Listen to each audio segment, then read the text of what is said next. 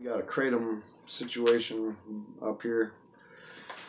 The last update that I did was I was trying to encourage people to go make a Kratom comment, or 5, you get some of your friends to make them, or whatever you got to do. And yeah, when I did that video, there was like 5,600 comments, and this was about a month ago, maybe. Not even. It wasn't. I don't think it was even a month ago. Because I remember I'm like, oh yeah, we only got a couple weeks. I don't know. It's in the list. It's not that far back. Anywho, the American Kratom Association has just put out their little, I guess you could call it like an article, and it's pretty encouraging. So let's go. Let's just read it. I'm preparing the report for the American Kratom Association, aka Dr. Jack Henningfield, PhD, Vice President of Research, Health Policy, and Abuse Liability at Penny Associates, concludes Kratom has a low potential for abuse and a low dependence liability, and there is insufficient evidence of personal harm, adverse effects, or detriment to the public health to warrant control under the Controlled Substances Act. Appropriate regulation of Kratom under the FDA Food, Drug, and Cosmetic Act is the most effective way to protect the public health by ensuring appropriate access and oversight, and to sustain the overall very low adverse personal and public health effects associated with the Kratom consumption. In a nutshell, it's not that dangerous. It doesn't cause that much harm, there's no evidence of that. Not enough adverse health effects or public detriment to warrant it being controlled under the CSA. And if you do regulate it under the CSA, then you probably aren't doing a very good job at protecting public health, because people are still going to try to get it and blah, blah, blah. Or cut it with other drugs, God forbid.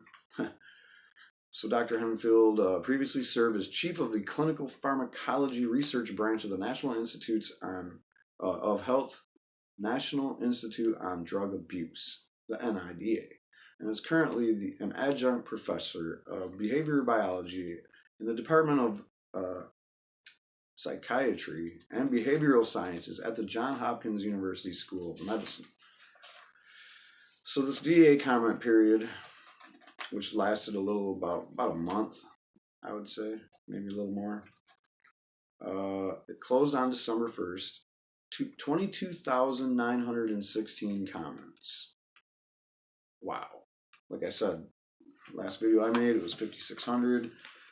It couldn't have been more than 2 weeks ago that I made that video. But anyway. Whoa. Shook it up. And that was not an earthquake. Although I do live in Michigan, and we've been known to have a couple since they've been fracking. Yeah, that number could rise, because I remember doing research on the Regulations.gov site, and there was times when numbers weren't updated for days. False numbers were reported to have been posted. We don't know the exact stories of all these, because I didn't really get into it too much, but yeah, they were having problems with that number not updating. So it might go up, but we're looking at 22,900 comments. That's a lot. And to put that in perspective, it's way more. Like, we're talking 400 times more than the most comments that they got on anything else. And then, so the American Kratom Association has filed its comment letter, including the Henningfield analysis, to the DEA public docket. The AKA comment letter to the DEA notes, quote, Kratom does not meet the criteria for permanent scheduling under the CSA, under Schedule 1, or any other schedule.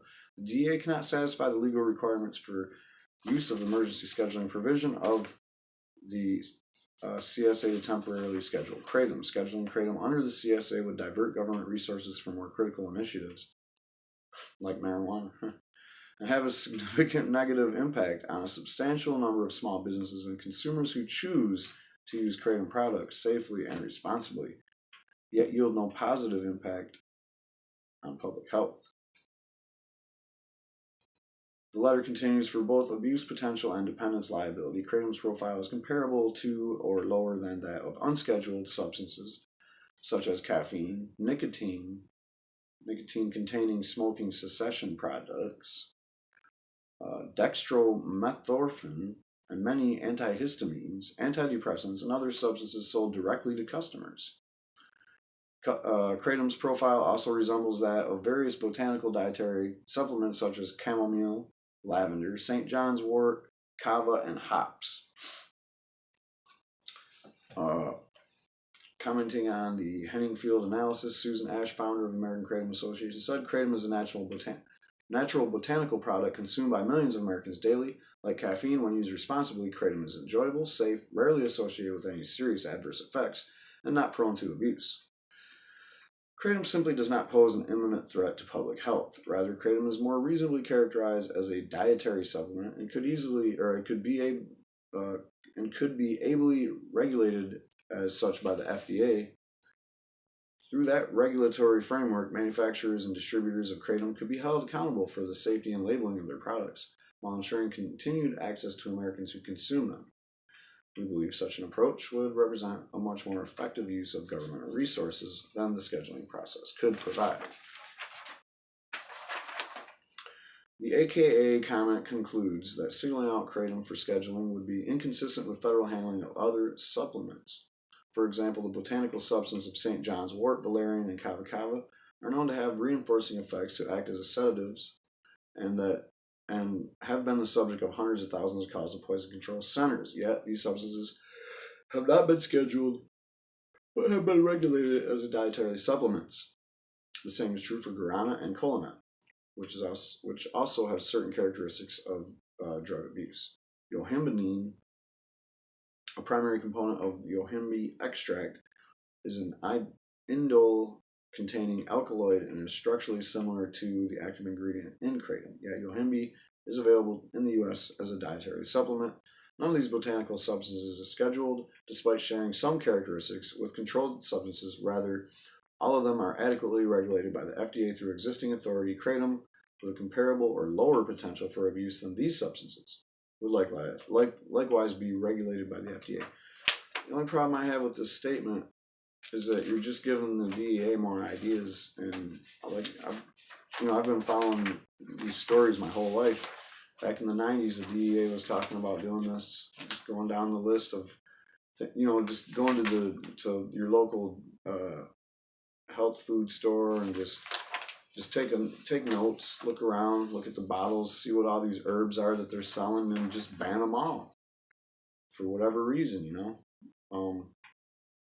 Then they talked about more labeling for them and just regulating them more in general, and that's when the dietary supplements regulations started to rear their ugly head. They still really aren't too regulated, so that's why a lot of people are still trying to get in on it, the scammers, and they're actually lobbying to keep it so it's not super regulated. Oh, it's grimy, man. It's grimy out there. It's dirty. But I think this is going to work out. I think they're doing the right thing, and I think this is going to maybe change the DEA's mind. I don't know. In the United States, there have been few reported serious side effects associated with kratom use and no reported deaths directly attributed to the substance. There have been no deaths, serious side effects, adverse effects, or emergency department visits reported for children. The relative safety of kratom is consistent with several key clinical or pharmacological properties of the substance, including its low toxicity, extremely low bioavailability, which is the absorption into the body, and its blocking of the opioid receptors that limit the possible euphoric effect and substantially reduce the risk of respiratory depression. So it's a blocker, I guess. All right. So there also appears to be a diminishing returns to taking kratom at higher doses, which would seem to limit the potential for abuse and dependency on the drug. It's just gross taking too much. You'll probably vomit and then probably feel really tired and sick. All right. Quote, in contrast to the effects of increasing the dose of substances of high abuse potential, such as opioids, stimulants, and sedatives, increasing the dose of kratom is more likely to produce undesirable gastrointestinal effects, constipation, lethargy, and a little additional mood enhancement. If the drug were banned, it would likely create a substantial illicit market to meet the demand of the consumers who still want it, use it. The report noted such a market would be more likely to harm public health than maintain appropriate access through the lawfully regulated marketplace. Hello, marijuana. Although most every comment is pro-Kratom and anti-Schedule 1, Russell Baer, a DEA spokesman, said the agency has received a few comments supporting the DEA's action and associations asking for more research. Well, if you put it on Schedule 1, you ain't going to get no more research, and he knows that shit. And so does the fucking drug manufacturer that's making this fake Kratom shit that wants to push that through. They want to fucking shut this shit down so that they can come back and clean up. Hey, all you Kratom people, we got your shit right here. Come and buy it from us. And if that happens, in the long run, if that's the way this is all going to go down, you think we need a revolution yet, man? Come on, this fucking government is so corrupt. It is disgusting. What in the fuck?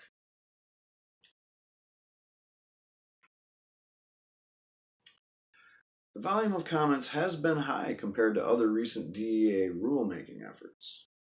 When the DEA moved opiate painkiller hydrocodone from Schedule 3 to 2 of the Controlled Substances Act, it received about 500 comments from the public. I'd like to read some of them. After reviewing the comments, the DEA will decide whether to regulate Kratom under the Controlled Substances Act. The DEA doesn't yet have a timeline for the process. Well, here's my opinion on that. You can take it with a grain of salt or whatever.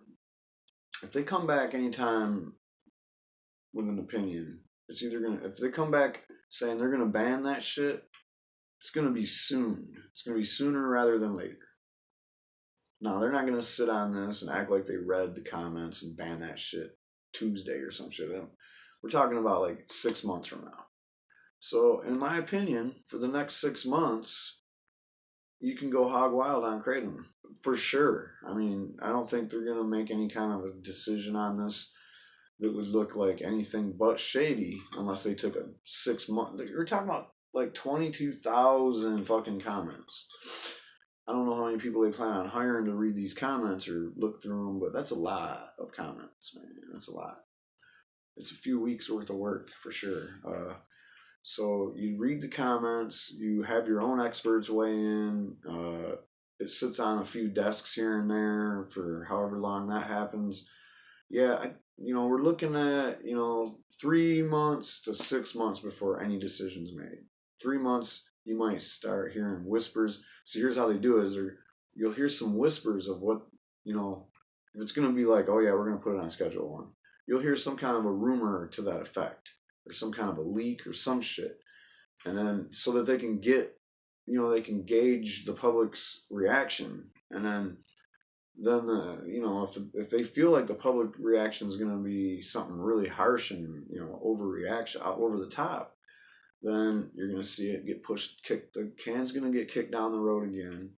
The DEA isn't like immune to elections. So if there's an election coming up in, say, 2 years, and they probably will kick the can down the road again. The thing is they feel like the DEA feels like this thing is in the spotlight. They feel like they have to make a decision. So a decision will be made. Will it be made soon? If they decide not to schedule, they might never tell you. They might just let that shit just die on its own, and then 2 years from now we'll be like, hey, did they do that or not? No? I haven't heard of anyone getting busted for it.